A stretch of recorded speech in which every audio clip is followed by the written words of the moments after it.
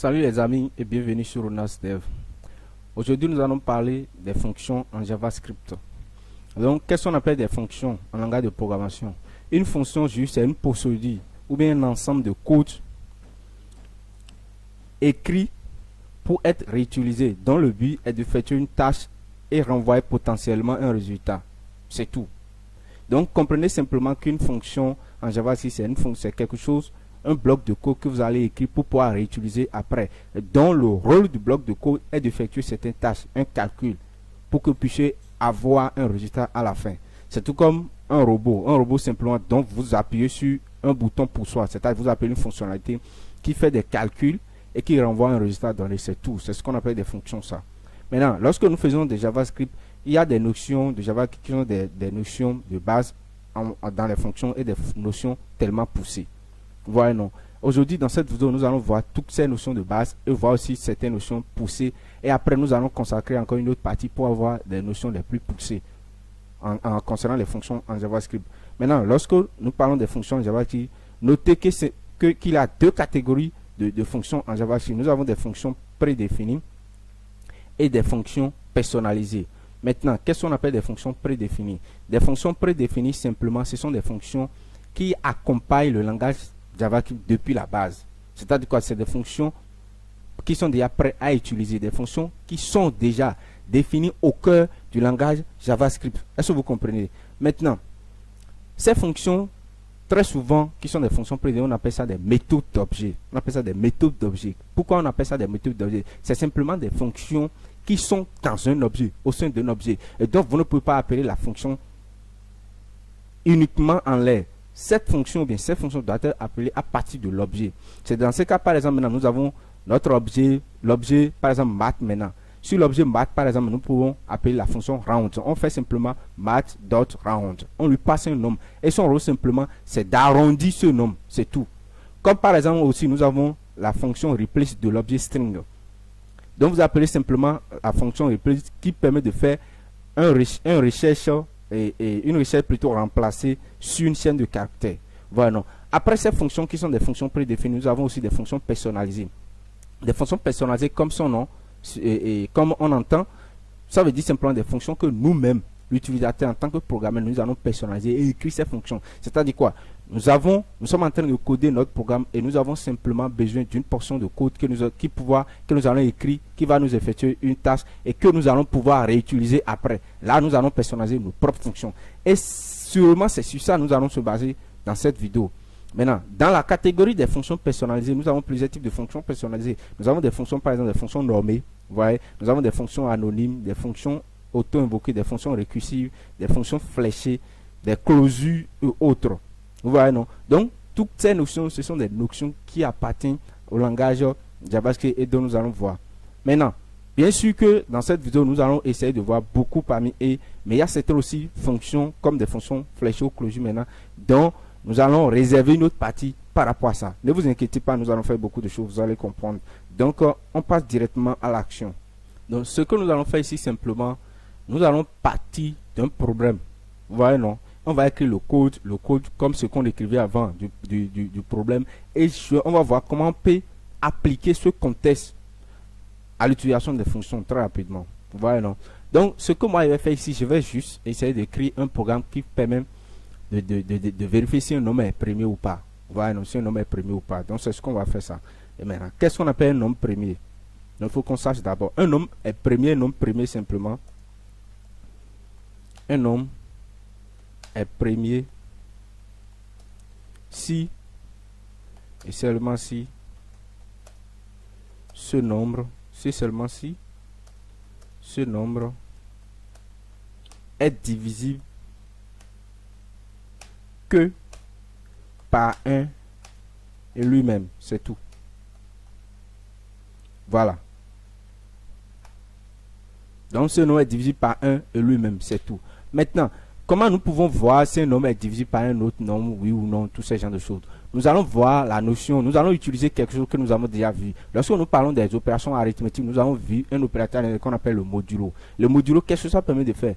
Quand on dit simplement ici A modulo B, modulo comme ça B, simplement, ça veut dire quoi? Nous sommes en train de chercher simplement le reste de la division entière de A par B. C'est tout.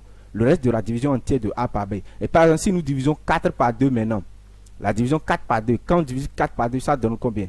Ça, le reste de cette division entière, ça va donner 0. Parce que 4 est divisible par 2. Par conséquent, quand on fait la division entière de 4 par 2, ça donne 0. Il n'y a pas de reste là. C'est ce qu'on appelle la division euclidienne. Vous comprenez, non? Donc, c'est cette notion, on va voir. Regardez, je vais venir ici, je vais créer une variable très rapidement, que je vais nommer ça un nombre. Je vais dire ce nombre est égal à 7. Si 7 est premier, c'est seulement si 7 est divisé uniquement par 7 et 1. Donc, les nombres qui hésitent entre l'intervalle 1 à 7 non inclus, 7 ne doit pas être divisible par ces nombres-là, si 7 veut être premier. Je m'explique simplement. Donc, les nombres comme 2, 3, 4, 5 et 6, 7 ne doit pas être divisible par aucun de ces nombres, si on veut dire que 7 est premier. Donc, 7 est premier, simplement, 7 est divisé par 1 et 7, et c'est tout. Donc, ce qu'on va faire, c'est qu'on va vérifier si le nombre qu'on a donné ici est divisible par des intervalles qui sont ici, à partir de 2, toujours à partir de 2. Donc, ce qu'on va faire, je vais boucler simplement sur ce tableau, par exemple. Donc, je pars de ce tableau-là, I. Et je vais dire simplement ici, je vais mettre ici nombre ici. C'est tout. Donc, entre, et le I va commencer à partir de 2. Voilà, entre 2 à 6. Donc, si le nombre est égal à 7, donc bien évidemment, ça fait 2 à 6, parce que 7 n'est pas inclus dedans. Voilà, non. Donc, on va utiliser le nombre ici pour que ça soit dynamique. Donc, à partir de 2, au nombre qui est strictement inférieur au nombre que nous voulons vérifier, on fait quoi? On vérifie simplement la division euclidienne. Donc, on dit if. Si le nombre que nous a donné, modulo I, modulo I est différent de 0. Parce que si c'est différent de 0, ça veut dire quoi? Ce nombre-là n'est pas divisible. Ouais, non, n'est pas divisible par I. Si la division euclidienne de nombre par I donne 0, alors le nombre n'est pas divisible par I. Ouais, non, donc c'est ce cas. Ce que je vais faire simplement, c'est quoi? Je vais créer simplement une variable ici que je vais nommer premier.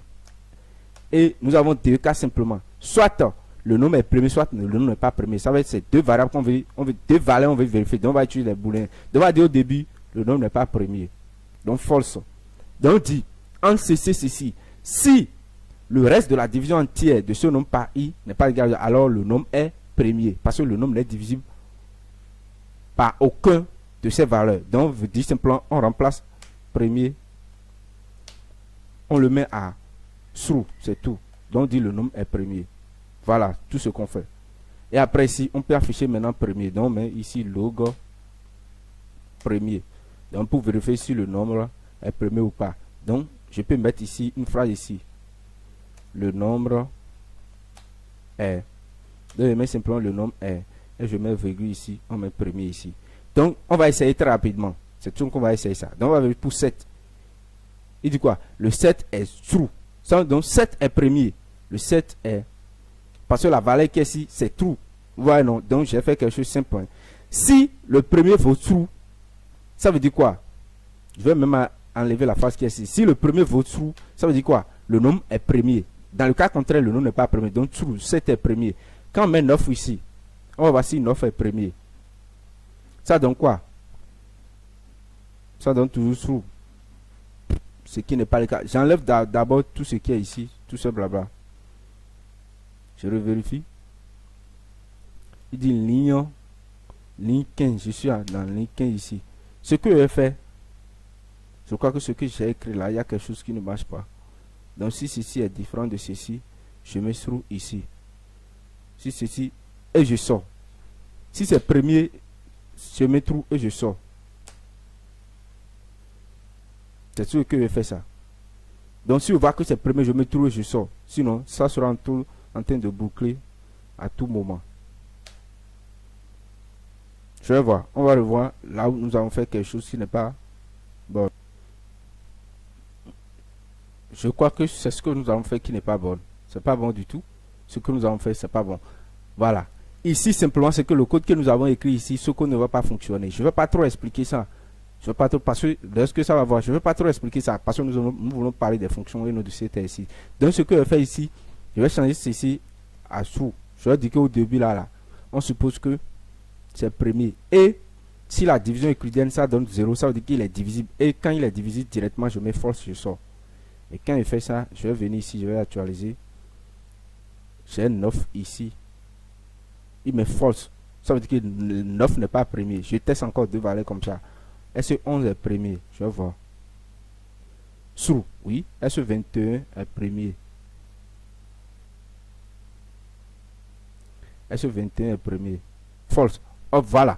Voilà, le code fonctionne très bien. Le code fonctionne parfaitement. Maintenant, qu'est-ce qu'il nous reste à faire maintenant? Voilà. Si nous voulons, nous allons vérifier pour le 21. Supposons que nous sommes en train de vérifier pour 21. Si après, nous devons vérifier pour au moins 3 valeurs. Simultanément. Donc, simultanément, je vais écrire ceci d'abord. Après, je vais répéter encore l'action qui est ici. Et je vais encore réutiliser ça. Et je vais vérifier pour 7. Et si encore autre, je suis obligé de dupliquer ça, de réutiliser ça. Si je veux vérifier si un nombre est premier sur plusieurs pages, je suis obligé d'écrire ça sur plusieurs pages. Ce qui n'est pas du tout bon. Et du coup, si je veux modifier le code, je suis obligé de modifier ça partout. Et quand je viens ici, je le pour les DK. Donc, un nombre has already. Donc, ici, je serai obligé encore de changer ça, ainsi de suite, ainsi de suite. Donc, je peux changer ça ici. Au lieu d'utiliser le nombre là, je vais utiliser autre chose ici. Je serai obligé d'utiliser autre chose ici. Et je vais dupliquer le code partout, ce qui n'est pas bon. Et c'est dans ce cas que je peux utiliser maintenant les fonctions. Voilà, non. Je vais utiliser fonctions. Au lieu de faire ce que j'ai fait ici tout rapidement là, je vais faire autre chose. Ce que je vais faire, je vais essayer de créer une fonction qui va effectuer cette action pour moi. Et la fonction va effectuer l'action, peu importe la valeur qui est ici. C'est tout. Donc, pour déclarer une fonction, pour utiliser une fonction, il faut faire la déclaration de la fonction d'abord. Vous allez déclarer la fonction. La déclaration consiste simplement à écrire la structure de la fonction. Et après, maintenant, pour utiliser la fonction, on appelle maintenant cette fonction. C'est tout. Donc, on commence d'abord par le mot-clé function. Après, vous donnez le nom de la fonction. Donc, je vais donner simplement le nom de la fonction. Doit être 6 premiers. C'est tout. 6 premiers. Donc, on commence par 6 premiers. Et maintenant, ici, ce nombre-là. Et après, vous mettez parenthèse. Si vous mettez 6 premiers après ça, après le nom de la fonction, vous mettez parenthèse. Et dans cette parenthèse maintenant là, vous allez mettre maintenant des nombres dont vous aurez besoin. C'est-à-dire quoi? Des variables dont vous aurez besoin pour faire vos calculs ici. Écoutez, ici, après l'accolade, en l'intérieur de l'accolade, c'est là que vous allez écrire tout le code dont, c'est-à-dire quoi? L'action dont la fonction doit effectuer. Maintenant, si, en voulant effectuer l'action, vous avez besoin de quelque chose que vous allez recevoir à l'entrée, c'est dans la parenthèse qui est ici que vous allez passer la chose.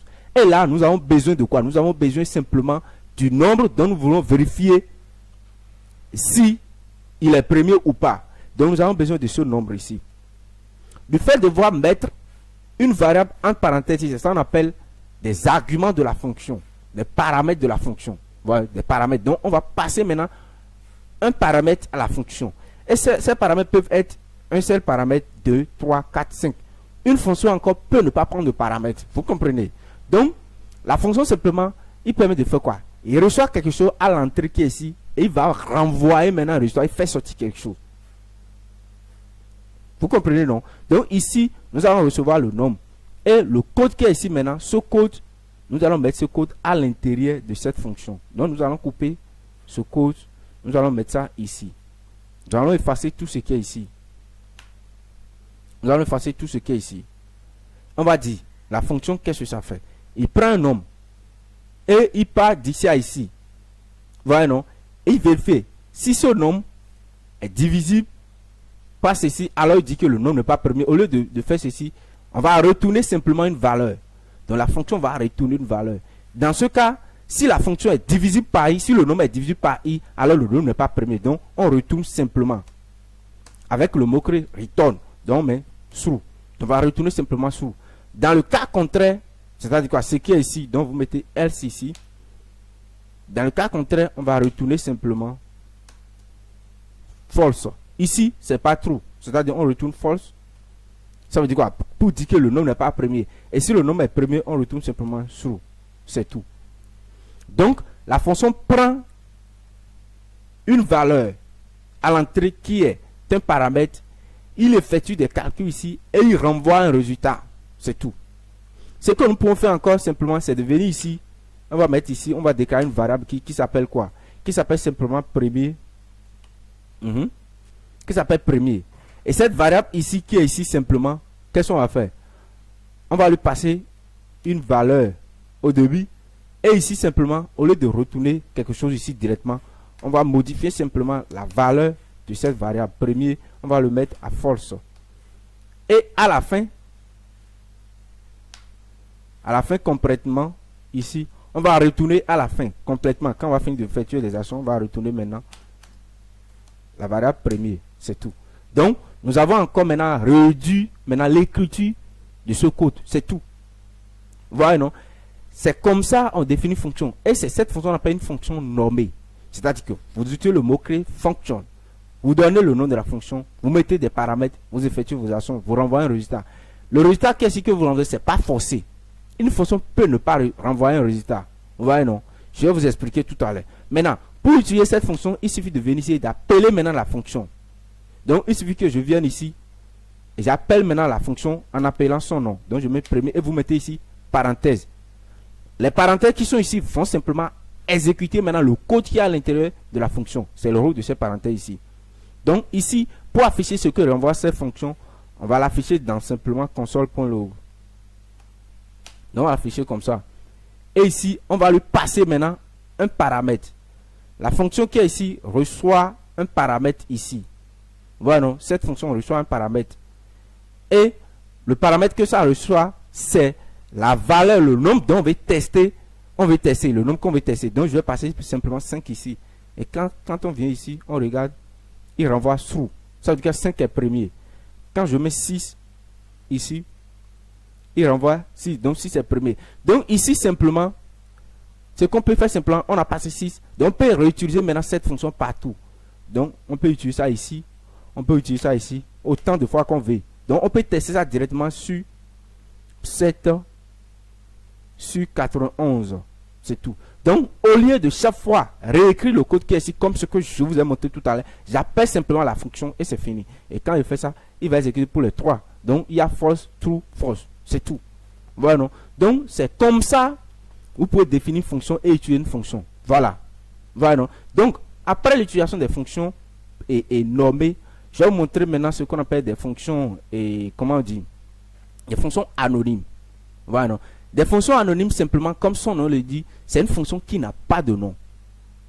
Je vous ai dit tout à l'heure qu'une fonction peut ne pas renvoyer un résultat et une fonction peut ne pas prendre un paramètre. Je vous montre très rapidement. J'écris une fonction simplement qui va saluer quelqu'un. Fonction de salutation. Donc, je peux mettre une fonction ici qui va dire simplement ici. La fonction dit quoi?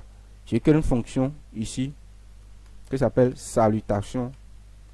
Ici. Et la fonction ne prend rien au paramètre. La fonction se contente de dire simplement console.log. Bonjour monsieur. Bonjour monsieur. C'est tout. C'est ce que la fonction fait ça.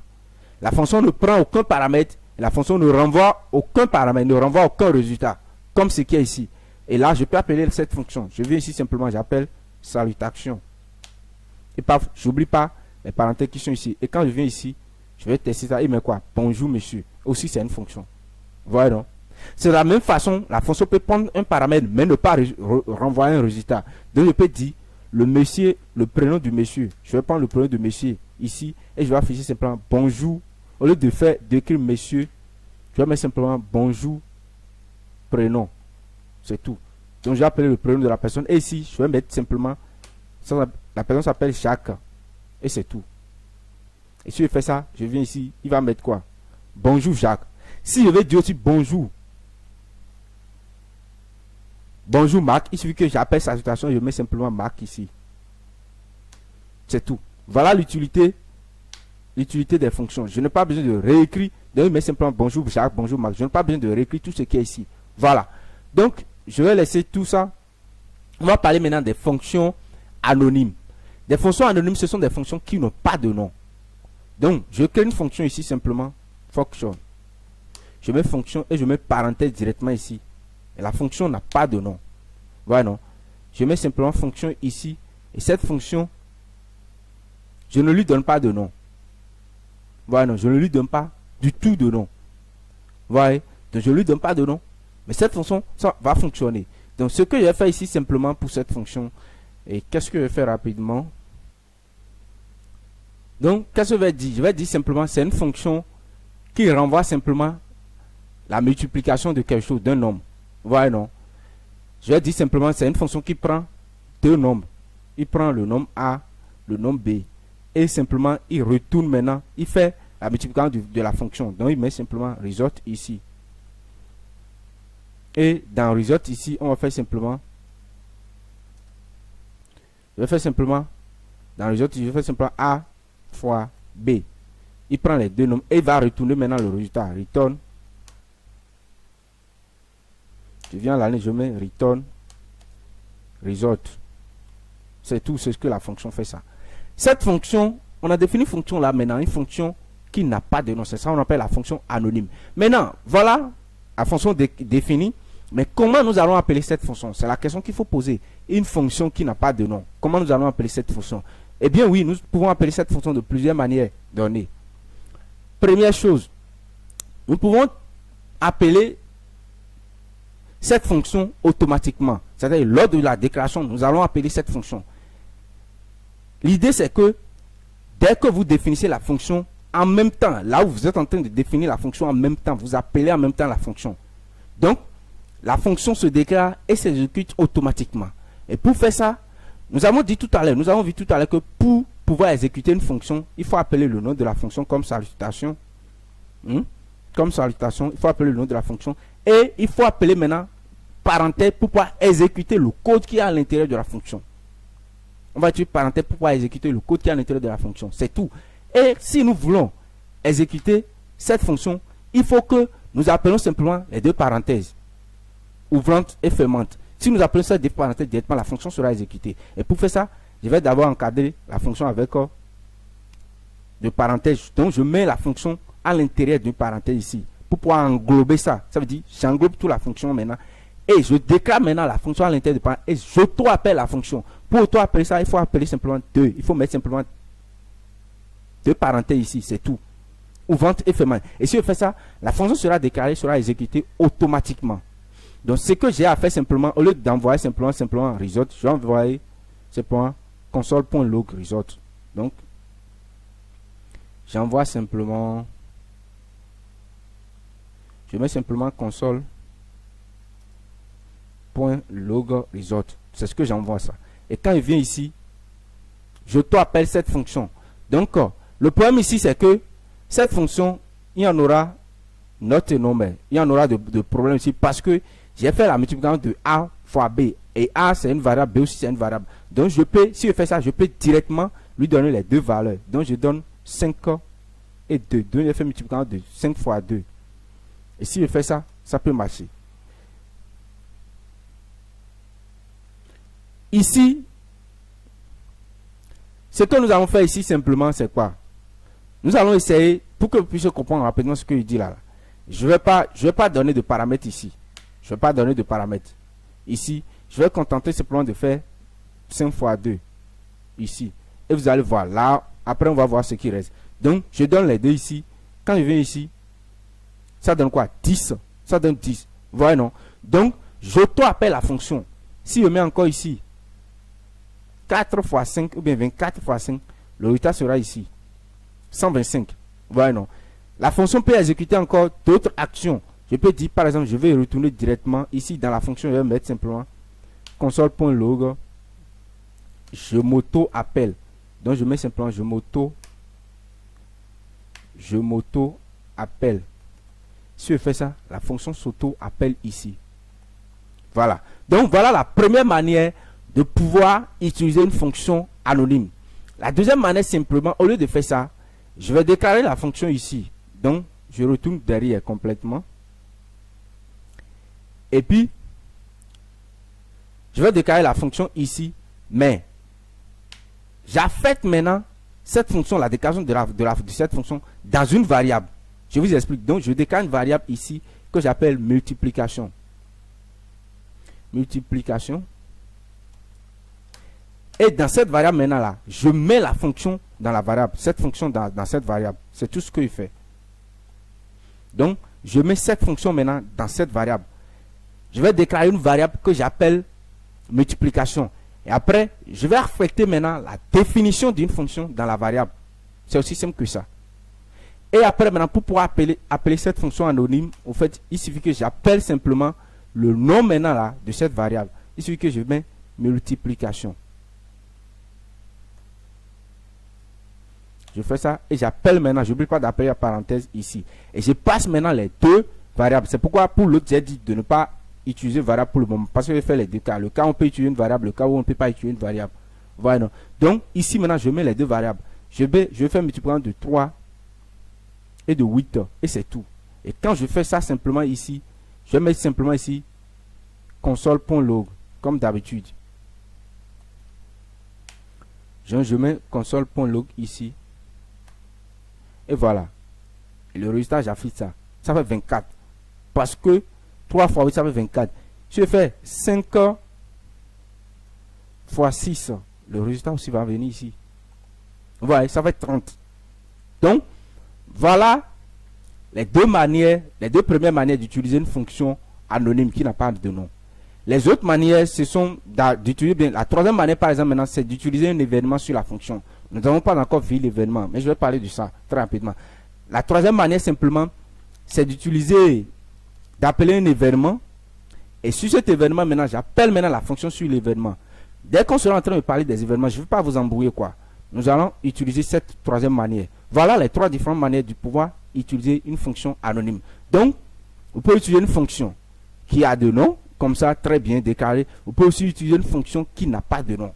Soit vous auto-appelez la fonction, soit vous allez affecter la déclaration, la définition de la fonction dans une variable déclarée. Et après plutôt, vous appelez maintenant cette variable sans oublier les parenthèses ici. S'il y a des paramètres, vous passez ces paramètres. Voilà, non. Après ça, nous allons voir encore un troisième type de fonction. C'est les fonctions récursives. Vous voyez, des fonctions récursives. Qu'est-ce qu'on appelle une fonction récursive? Une fonction récursive, simplement, c'est une fonction qui s'auto-appelle en elle-même. C'est-à-dire, vous déclarez la fonction. Et dans la déclaration de la fonction, vous appelez encore la même fonction dedans.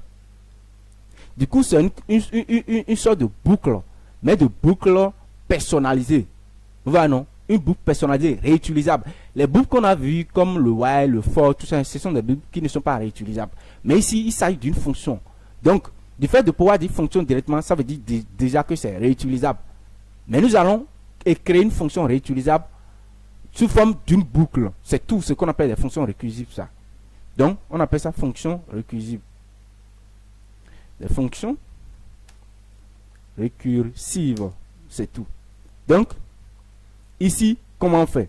Je vais simplement appeler une fonction qui renvoie uniquement une valeur.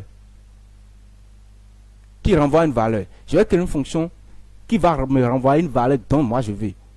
Vous voyez, non? Ce que je vais faire simplement, je vais utiliser un objet qu'on appelle math très rapidement pour vous montrer quelque chose. Dans des objets de math, là, des objets, mais il y a des fonctions, une fonction qu'on appelle random. La fonction simplement, il permet de générer de façon aléatoire un nombre décimal entre 1 et 10. Donc, j'appelle simplement l'objet math et sur ça, j'appelle la fonction random. Et la fonction random, on va voir ce que ça renvoie très rapidement. Donc, je mets log ici. Cette fonction, on va voir ce qu'il renvoie. Elle renvoie plutôt. Donc, quand on regarde maintenant, la fonction, elle renvoie un nombre à virgule ici, un nombre décimal ici. Quand on actualise, un autre nombre, 0,46. Quand on actualise encore, 57. Donc, ainsi de suite, il va générer de façon aléatoire des nombres compris entre 0 et 1. Vous comprenez? Voilà ce que cette fonction fait. Je vais utiliser cette fonction pour générer uniquement un nombre dont moi-même je vais. Si c'est 5, je vais lui dire de générer uniquement 5. Si c'est 10, je vais lui dire de faire tout possible pour que le résultat que ça va sortir soit 5. Donc pour ça, je vais chaque fois boucler. Tant que le résultat sorti n'est pas 5, moi je vais boucler sur ça. Maintenant, Moi, ici, j'ai dit que je vais renvoyer un nombre entier. Donc, pour pouvoir renvoyer un nombre entier, par exemple ici, je vais multiplier simplement le chiffre qui renvoie là. Je vais multiplier ce chiffre par 10, par exemple. Donc, quand je multiplie le type par 10, le chiffre par 10, je vais voir. Ça sera 4, 2. Donc, ça va faire quelque chose de 1 à 10. Vous voyez, au lieu de 0 à 1, ça va faire quelque chose de 1 à 10. Donc, bien de 0 à 10 plutôt. Donc, voilà, je vais multiplier le résultat par 10. Et en même temps, je vais arrondir le résultat pour que ça soit un entier. Parce que ici, ce n'est pas un entier. Pour arrondir ça seulement, je vais utiliser quelque chose en mathématiques. Je vais utiliser sur l'objet math. Une fonction qu'on appelle round. La fonction dont je vous ai montré dans la présentation.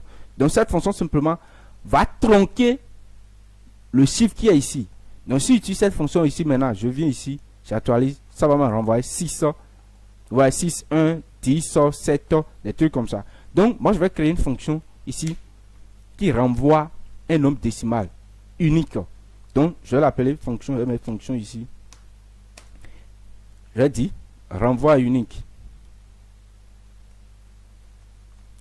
Je vous signale ici que vous pouvez utiliser la déclaration normée ou bien la déclaration anonyme de la fonction.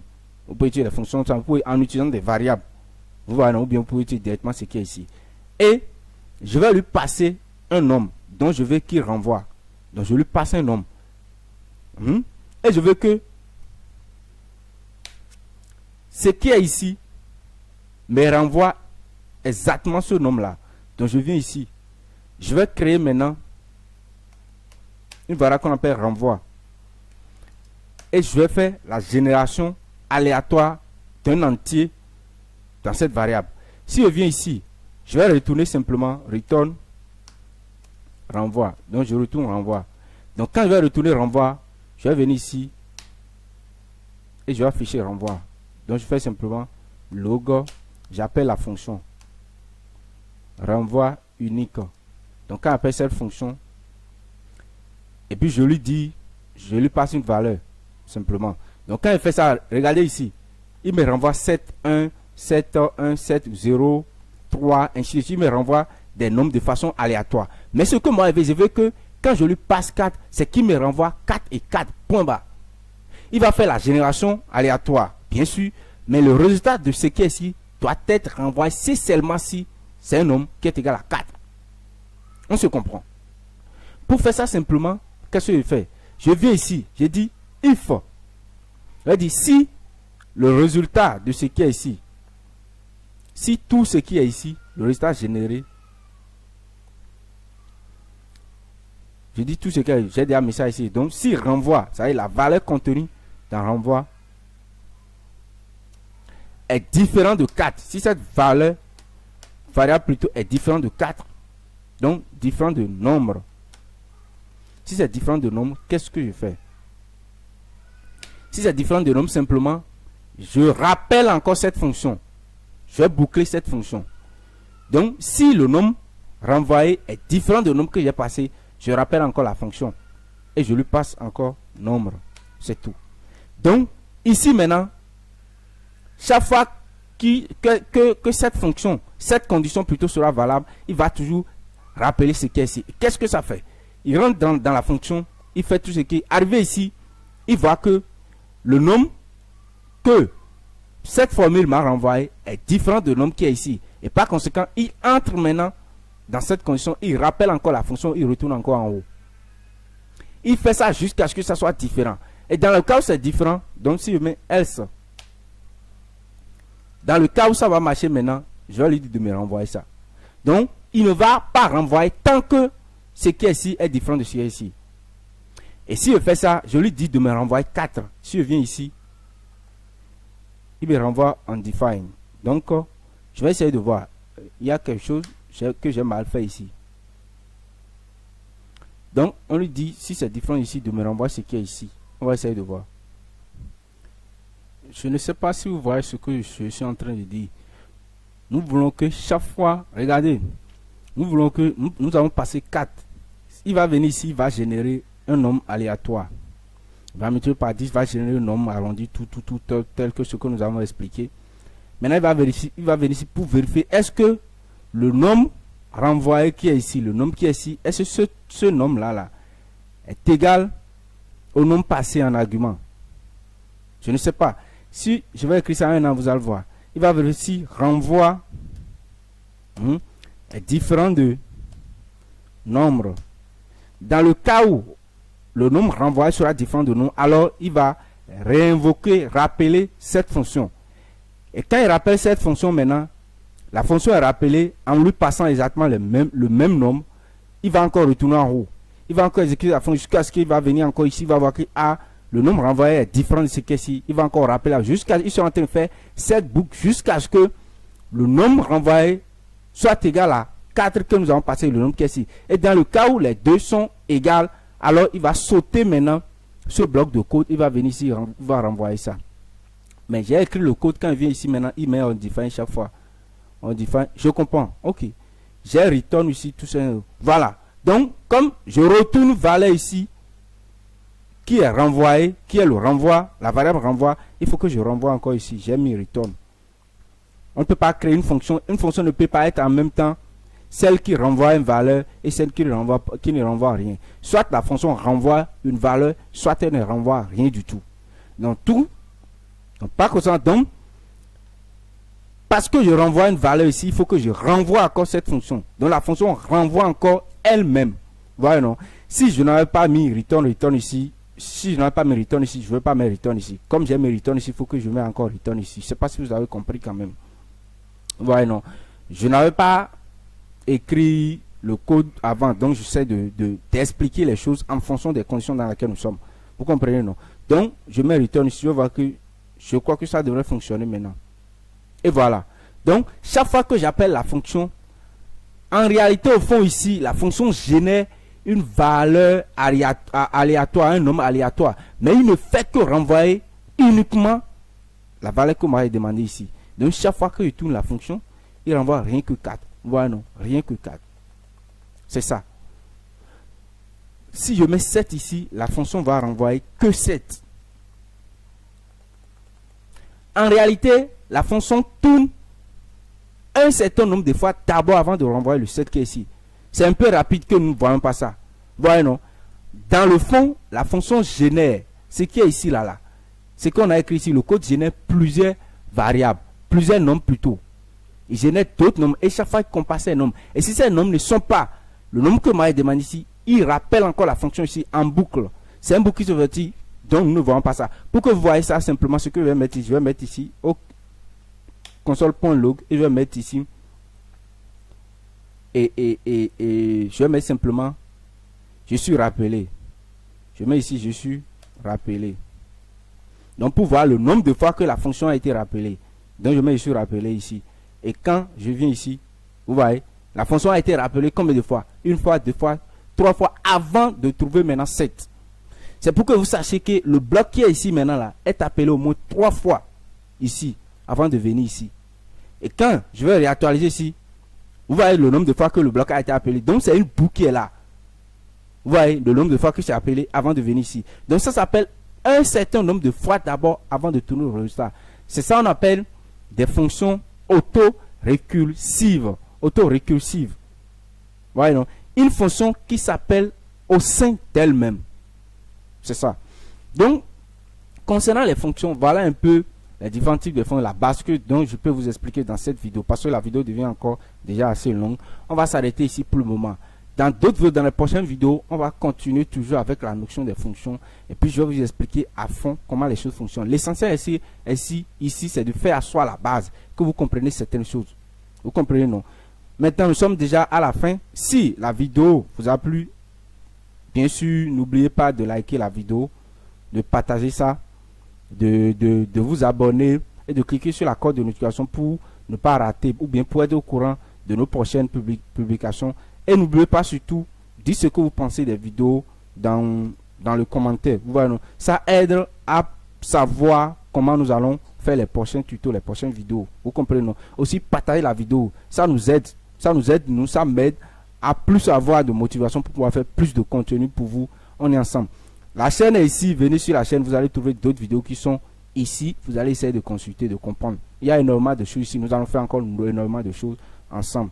étant dit, je vous dis à très